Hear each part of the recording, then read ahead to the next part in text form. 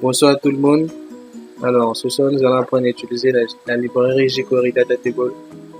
Ce qu'il faut savoir, c'est que cette librairie nous permet de dynamiser nos tableaux HTML. Donc, ce que j'entends par dynamiser ici, c'est qu'avec jQuery Data Table, nous pourrons créer un système de pagination. Nous pourrons faire de la recherche dynamique dans notre tableau. Nous pourrons faire des filtres sur chaque colonne de notre tableau et elle nous propose bien d'autres options. Donc, sans plus tarder, pour télécharger cette librairie, vous devez vous rendre sur l'adresse www.datatable.net.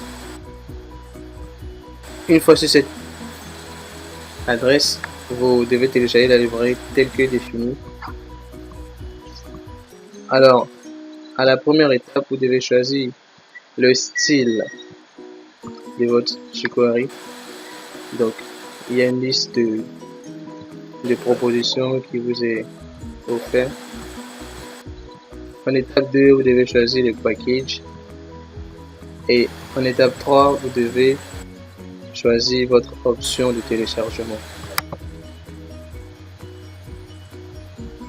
Pour ma part, j'ai déjà téléchargé les deux fichiers proposés ici. Donc, le datatable.min.css et le datatable.min.js. Sans plus tarder, nous allons créer notre tableau. Donc ici, j'ai déjà créé un tableau avec pour colonne nom, prénom, profession, quartier, âge. Et dans le corps de ce tableau, j'ai rajouté des informations. Donc pour utiliser la librairie, c'est simple. On va l'intégrer dans notre fichier. On commence tout d'abord par intégrer le fichier datatable.min.css. Puis, entre les balises script, nous allons intégrer le fichier datatable.min.js. Donc, srt datatable.min.js. Après avoir intégré nos deux fichiers téléchargés, nous allons donner un identifiant à notre balise table. Ici, nous allons l'appeler exemple.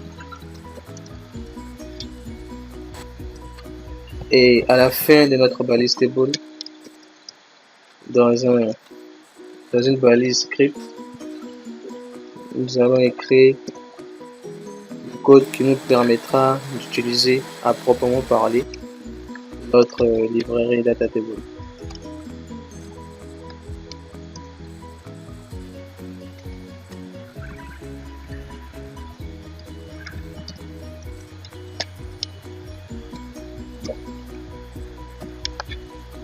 Alors, vous devez écrire $, parenthèse, vous ouvrez les côtes, dièse, et juste après le dièse, vous mettez l'identifiant de notre tableau. Donc ici exemple. Donc exemple, vous fermez les côtes, vous fermez la parenthèse, point datatable. Alors ce petit bout de code ici nous dit tout simplement que on souhaiterait que notre tableau d'identifiant exemple puisse avoir recours aux différentes options que met à disposition la librairie jQuery Datatable. Donc nous allons enregistrer.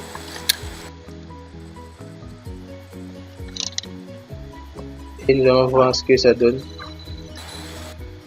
au niveau du résultat.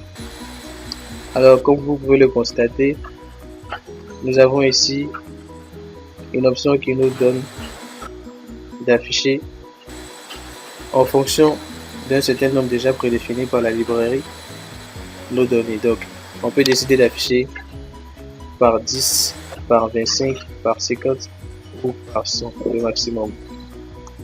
Ici aussi on a un système de recherche dynamique. Donc si j'écris actuary, Il m'affiche dans le tableau toutes les données comportant la valeur actuaire. On voit ici notre système de pagination. Donc vous voyez comment la librairie est très pratique et elle peut nous permettre de faire beaucoup de choses. Merci d'avoir regardé cette vidéo et à la prochaine.